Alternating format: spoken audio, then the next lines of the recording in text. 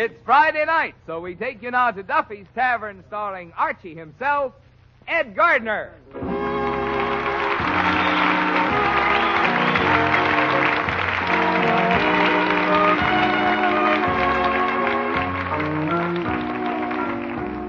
Say, friends, let me ask you something. How well do you take care of your teeth? Oh, of course, you brush them regularly, but how about your gums? Do you pay any attention to them? You should, you know, because firm, healthy gums are very important to lovely, sparkling teeth. That's why so many dentists recommend Ipana toothpaste and gum massage. For Ipana and massage give our gums the stimulation they need to keep them firm and healthy. It's so simple, too. All you do is brush your teeth with Ipana, and then you put a little extra Ipana on your fingertip and massage it on your gums. That's all there is to it. So, friends, if you want firmer gums, brighter teeth, and a more sparkling smile, begin right now to use Ipana toothpaste and gum massage.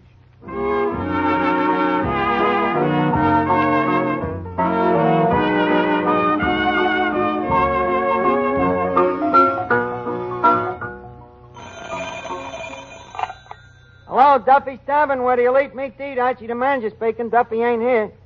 Oh, hello, Duffy. Yeah, pretty big crowd here tonight. Grogan, O'Flaherty, Murphy, McCaffrey, Gilhooly, Callahan, O'Houlihan. Just a second, Duffy. Somebody just came in. Oh, hello, Goldberg. Yeah. Oh, Kelly's here and Moriarty. By the way, you ought to see Moriarty. He's wearing a wig. Yeah, a toupee. Parted in the middle. Well, it fits him pretty good, but I think he's wearing it wrong. Well, the part runs from ear to ear. Yeah, I tried to tell him a secret and found myself whispering in his nose. Well, he looks pretty good. He's had on his new tropical suit. The one he stole in Florida. Yeah. Mrs. Moriarty? Yeah, she's with him. Looks great, too. Nice new dress, you know. Well, it's a little big on her, but, you know, when Moriarty grabs them things, he ain't got no time to look at sizes.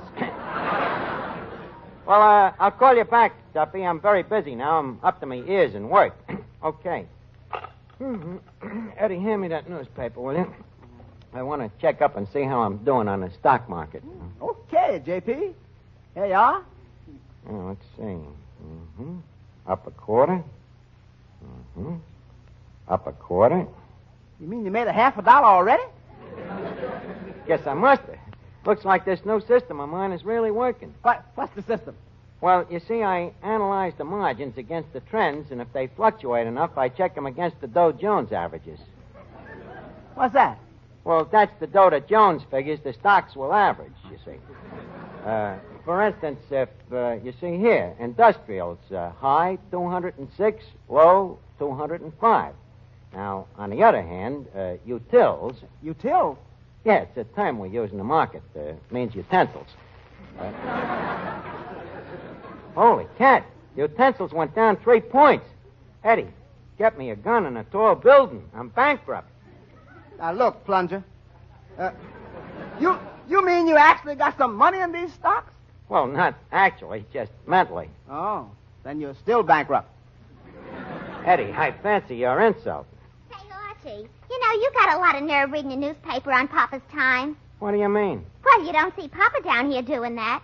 Well, naturally, the stumblebum can't even read.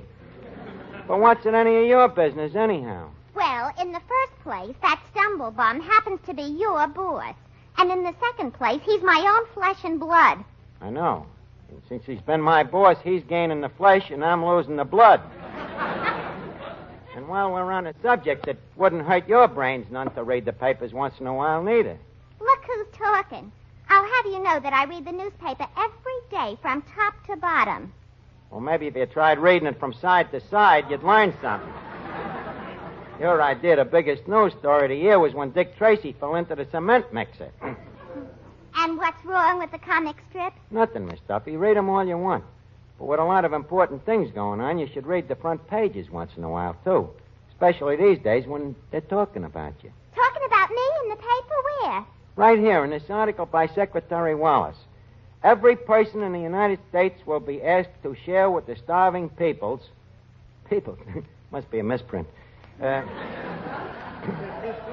Every person in the United States will be asked to share with the starving people of the world by contributing either food canned in tin or money to buy food. But that don't mention me. Oh, yes, it does. Every person in the United States will be asked to share. That's you, Miss Duffy. You and me and everybody else. Oh, I see what you mean. Good. You know, I don't mean that you have to give up reading Dick Tracy or how many freckles Van Johnson's got, but I do mean that you should take an interest in other things, too, you know. There are too many people already who ain't got the slightest idea what's going on in the world. Hello, Oh, hiya, Finnegan. How are you? So I'm starved, Arch. I ain't had a thing to eat all day. Why not? Well, I never eat on an empty stomach. Well, didn't you even have breakfast? No, I wasn't hungry. Well, how come? Well, I think it's this daylight saving time, Arch. What do you mean? I forgot to set my stomach ahead. Now, wait a minute, Finnegan. If it's daylight saving time, you don't set your stomach ahead. You set your stomach back. Archie, I'm afraid I must take issue with you. In what respect? Well, in daylight saving time, you push the clock ahead, not behind. Finnegan, I can see that you never shot the sun with a sextet. Now, if you listen, I'll explain to you how the thing works. Yeah? You see, time goes westwards with the clouds. So if you happen to be taking a train from New York to Chicago, let's say, you'd go to sleep at 2 o'clock in the morning, and at 1 o'clock they shove the clock ahead and take an hour away from you. Well, what do they do with it, Arch? They return it to you when you go back to New York in the fall. Anyway, as I was saying, when it's 2 o'clock in New York, it's, in Chicago, it's either 1 o'clock or 3 o'clock, see? Depending on which way you're going.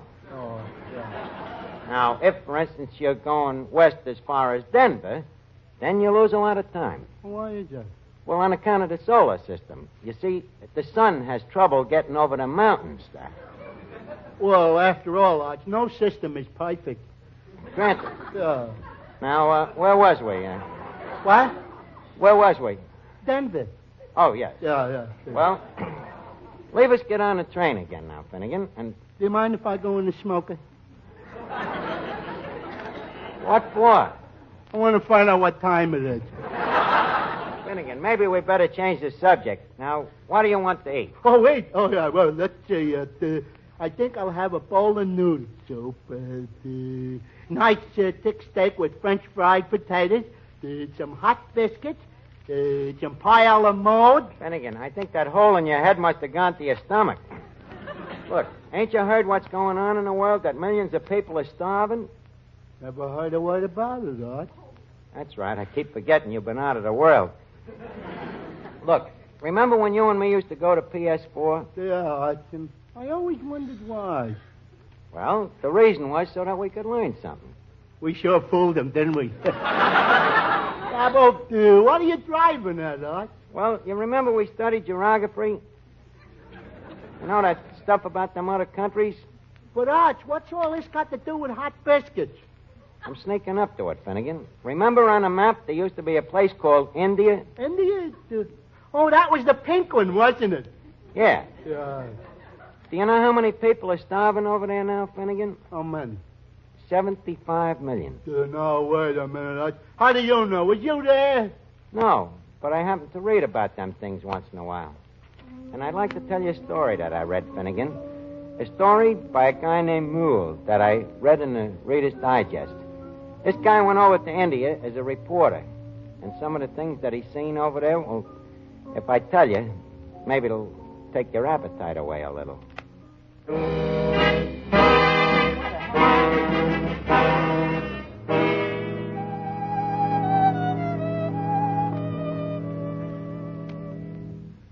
Well, Mr. Merle, you've certainly come to Calcutta at a great time. This is the worst famine India's had in 400 years. Yes, I know. I wouldn't have believed so much misery could go on in the world. How do you stand it, Captain? Well, you have to develop a callousness. It sickens all of us when we first come over here, but we must steel ourselves or go out of our minds. Food, Sahib. A crust of bread, please. Out of the way, beggar. Oh, wait a minute, Captain. Can't you see? Well, the woman is starving. Here's some money. You go buy yourself a meal. What side? Food. Please, food. No money. Food. You see, Merle, there's no food to be bought. But surely, Captain, someplace there must be food. The woman is dying. And so are 75 million others in this country. Look at them. Look over there. The poor devils fighting over the swill in the garbage pails, just so they can live a little while longer. It's unbelievable in this day and age. Well, there you see it. They die here in the streets every day, by the hundreds. Incredible. Ghastly is a better word for it. And I've seen an awful lot of it, Merle, since I started working here with the civilian authorities. How would you like my job? What's that? Clearing the streets of dead bodies and burning them. Must take a strong stomach. Yes, it does. Look at that poor soul we were just talking to. Trying desperately to stay on her feet. Yes. And soon she'll sink to her knees and crawl about, begging for food for the strength to rise again. Food that never comes. Yes. And soon even the strength to crawl is gone. Then she'll drag herself to a dark corner somewhere and wait for death. And no one does anything to help? Oh, we do everything we can. But unless the fat countries send us food right away, millions more will die in the next 3 months. Is there anything I can do, Captain? Yes. When you get back to the United States, let the people know the truth.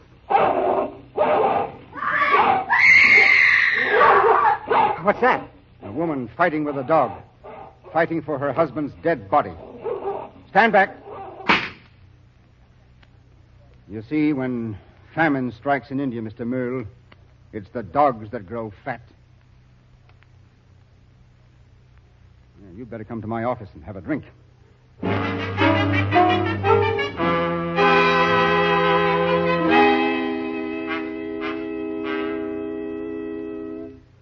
Oh, you're still shaking, Mr. Merle. You'd better have another drink. Thanks, I will. You know, I'm no coward, Captain, but... Oh, you needn't apologize. I see it every day. I'll have another drink, too. Well, it's 5 o'clock, feeding time. Feeding time? But I thought... That's what I want to show you. What happens to a famine relief station out here in India. Just outside. Just a minute. Stand in line and wait your turn. Stand in line, I say. Now, there you are, Merle. Over 2,000 people. And do you know what we've got to give them? What? 1 bag of rice. 1 bag of rice for 2,000 people? That's all we've been allotted. But you can't stop a famine with a single bag of rice. Naturally not. But that isn't our purpose right now. You see, the promise of a handful of rice attracts these poor devils from all over the province. It makes our job simpler. I don't get you, Captain. Well, most of them will die anyway, but bringing them here simplifies our job of collecting the dead.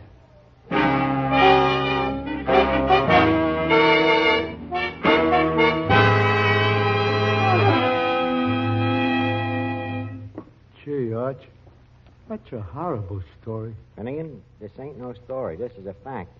This is what's going on over there right now. If you can eat after that, you got a cast iron stomach. But, Arch, I'm only one guy. I know you're only one guy, but Finnegan, multiply you by millions. No, that's too horrible a thought. What I mean is, if everybody did his bit, we could help them. And that story I told you, that's just one country, Finnegan. The same thing is happening all over Europe and Asia. 500 million people facing death by starvation in the next 3 months, unless guys like us, Americans, are willing to help them. Say, Archie. Oh, hello, Colucci. Archie, I want you to do me a favor. Oh, sure, Colucci. What is it? Well, this letter just come from my boy, Tony, and, well, I can't read the English myself, so you read it to me, Archie, eh? Oh, sure. Kid still overseas in the Army, Colucci? Oh, sure. He's stationed in the old country. Good old sunny Italy, huh? Well, she used to be. You read the letter, please. Okay, Colucci. Hey, he's a sergeant now, huh? Oh, you betcha. Smart boy, my Tony. Pretty soon he's going to be a corporal. Oh, good. Oh, let me see what he has to say here. Dear Papa, I'm awful lonesome here tonight. What I wouldn't give to be back with you and Mama listening to the radio after one of Mama's swell spaghetti dinners. I see. Boy, will America look good to me when I get back, especially after what I've seen over here. I guess you've been reading about it in the papers, but reading about it and living with it is two different things. I never believed there was such poverty. Finnegan, listen to this. It's just what I've been talking about. Hundreds of people out in the field scratching and poking at the barren earth. The lucky ones finding maybe some grass or a few roots. Old women older than Mama, hitched to their plows just like horses. And with them, the kids, planting seeds. And when you look at their half-starved little bodies, you wonder if they'll still be alive when the harvest does come, or whether the earth that they're planting will soon be covering them. And then at night, you see them on their way home, hopeless and defeated, with hardly enough strength to pull their empty carts. Well, Arch, ain't they even got horses? Horses. Horses? Long ago, the people, they eat them. Oh, go ahead, Arch. You read it, Mr. Moore. Huh? Okay, Coach. And every night, when we come home from chow, we see the same things. Kids and women and old men holding out empty pots and bowls, pleading for the leftover slop from our mess kits. That's why I ain't been eating so much these days, Papa. Tell Mama that's the reason I might have looked a little thin in the last picture I sent home. I wonder if the people in America know what's going on. I wonder how they'd feel if it happened to them. Gee, Arch, that's silly. It couldn't happen here. Finnegan, they didn't think it could happen there either. That's right, Archie. Oh, hello, Nick. I didn't see you standing there. Yeah, I've been listening. You know Nick the Greek, don't you, Colucci? Oh, sure, we know. Where is your boy, Mr. Colucci? Why, he's a G.I. Joe. Oh. He's in Italy. Hmm. That's right near your country. Italy. It's a shame. Italy, where once is so much singing and the people is so happy. It's a shame. See? Hey, Arch, what's with these two guys? I thought the Greeks and Italians didn't like each other. What do you mean? Well, wasn't they enemies during the war? The war is over now, Finnegan. And remember, hunger, she don't know one nationality from another. That's right. You see, Finnegan, today it ain't no longer dog eat dog. Today it's man feed man. See, it's all right. The letter, she's a finish, Archie? Not yet, Colucci. Says, God has been good to us in America, so for his sake, we got to help these people. We have plenty of food, enough to feed the whole world if we want to. So, Papa, talk to the people we know. Tell them to do it a little bit less themselves so that we Americans won't be found guilty of digging Europe's grave with our teeth. And tell them that unless we do help, we'll be digging our own graves because famine breeds fascism. And you know what that means. Well, Papa, it's nearly time for lights out now, so write me soon and give Mama a big kiss. Your bambino, Tony. Gracias, Archie, gracias. Well, Finnegan, does that get it through your thick skull what's going on? Yeah, Arch, but what does he mean famine breeds fascism? Well, that means, well, suppose you was hungry, see? And some guy with a loud voice comes along, and he says, follow me, bud, and I'll get you all of the food you want. What would you do? Well, I'd follow him, Arch. Sure. But before he gives you this food, see, suppose he says, look, you got to give up a couple of little things. Not much. Just the right to talk like you want to, the right to go whatever church you want to, the right to vote the way you want to. What would you do? Well, gosh, Arch, if I was really hungry. Touché. That's what Tony means. That's what's going to happen again, just like it did with Hitler and Mussolini, unless we do something about it first this time. Sure, that's right. If we don't, the war we just finish. She's been a fight for nothing. That's right, Colucci. And we can't waste time. These people have to have help right away. I know. What do you mean, Nick? I also got a letter from my sister in Greece. You like to hear what she said? Yeah.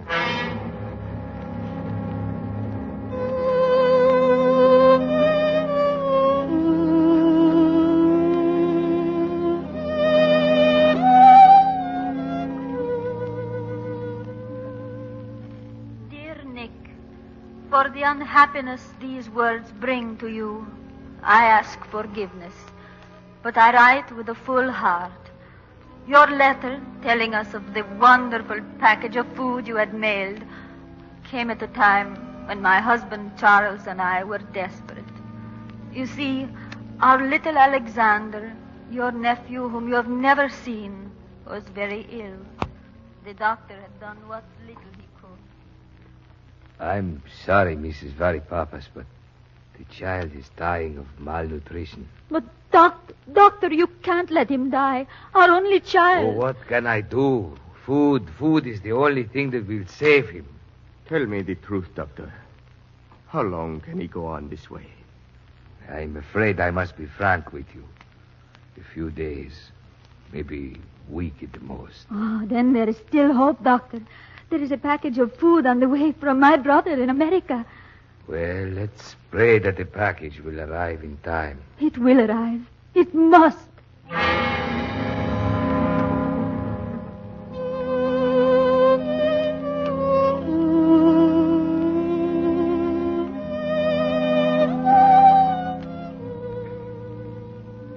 How we waited for your package, Nick. The package that meant life to our child. We waited day after day. Days that seemed years, watching his little belly swell and the bones in his arms and legs draw the parched, sallow skin more tightly over them. We tried to be patient, Nick. I prayed. Finally, we could wait no longer. We had to make one more last desperate plea. But you, the head of the United Nations Relief, certainly you must be able to do something. I'm sorry, Mr. Varipapas. I wish I could help you, but you've already used up your allotment for the week. But we need so little more to save our child. Our only child, Mr. Smith. Please, just a little extra bread. Yes, I know. Just a little extra bread. But that's our problem. It's not your child alone that needs just a little extra to save him. 9 out of every 10 children born in Greece this year are dying of the same thing. Malnutrition. It looks like the world has forgotten Greece. Oh, it's not only Greece. It's happening in every war-torn country in the world. I'm very sorry. I wish I could help you. But how can you let a child die while there is still food in the warehouse? Don't you understand? If I give it to you, I must take it away from another starving child. Then there is no hope. Only if the nations that have the food treat this war of famine with the same sincerity and sacrifice with which they face the war of guns, and send us food immediately. And while we wait, my child dies. No, my child will not die. Charles, please. Our baby will have food. I will get it somehow if I have to... Oh, calm yourself, man. Calm yourself. Charles, no.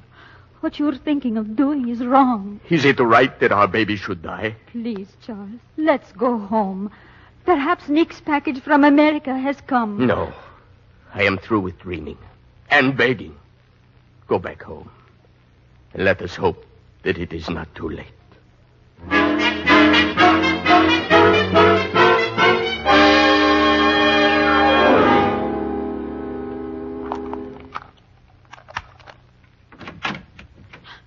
Doctor, why are you here? Your neighbor called me. Mrs. Varipapas, your child is dead. Oh, no, my baby. My poor baby. You can thank your God he is dead. My baby. Oh, my poor little baby.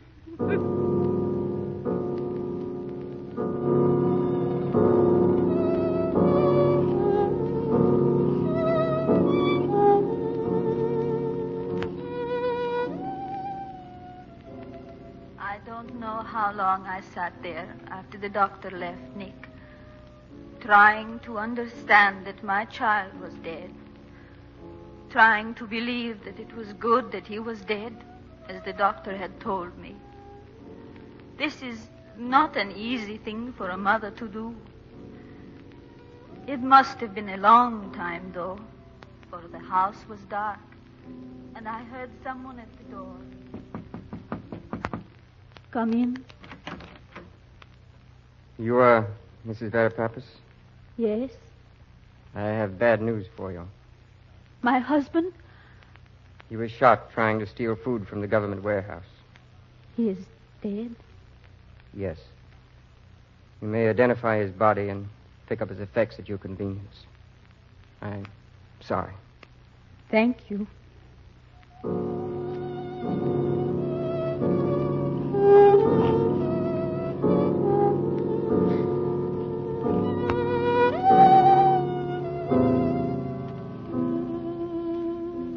husband, whom I loved with all the tenderness and passion that a woman can have for a man, I shed not one tear. I'm not ashamed that I was thankful. No longer would he know hunger, worry, and shame at his helplessness. I wanted to follow him and my child. Perhaps I would have found the courage then, had not my neighbor, who had heard the news of his death, come in. Please, Mrs. Varapappas, let us help you. Come stay with us tonight. Perhaps later. Right now, I'd like to be alone here. I understand. Call me if you want me. You're very kind. Oh, I almost forgot. I met the postman downstairs. Yes? He gave me this package for you. It is from America.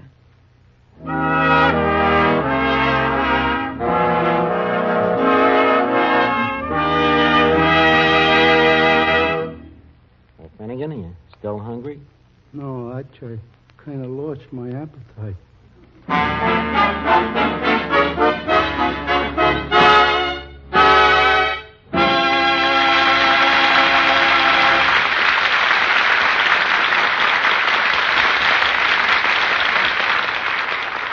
We are indebted to the magazine Asia and the Americas for permission to use the John Frederick Mule story on India. Say, men, how would you like to make your hair look like you'd like it to look? Well groomed and without a patent leather shine. Then listen, get hep to Vitalis. Vitalis is a hair grooming preparation that really gets results in keeping dry, unruly hair under control. It's Vitalis and the famous 60-second workout that does the trick. And it's so easy. For just 60 seconds, you simply apply Vitalis to your scalp and rub briskly. Then you comb. That's all. But oh, what a change. Your hair looks well groomed in a natural, masculine way, without that objectionable patent leather shine. What's more, Vitalis' 60-second workout loosens a tight, dry scalp, routs loose dandruff, and helps prevent excessive falling hair. Vitalis is back now at all drug counters, and once again is America's leading hair grooming preparation. So to look your best tomorrow, get a bottle of Vitalis tonight. And now, ladies and gentlemen, it's time to leave Duffy's Tavern for this evening. If you have a half hour next Friday night at the same time, remember... Duffy's Tavern, where the elite meet to eat, but not until the rest of the world gets fed. Oh, hello, Duffy. I was just busy back there checking the icebox. Well, we're going to do it every day now so that we don't order a lot of food, that we don't need. And you can help, too, Duffy. Huh? Well, by giving up wheats and oils and fats. Okay on wheats and oils, but you won't give up Mrs. Duffy, huh? Well, you have to give up something, Duffy. All of us over here have to.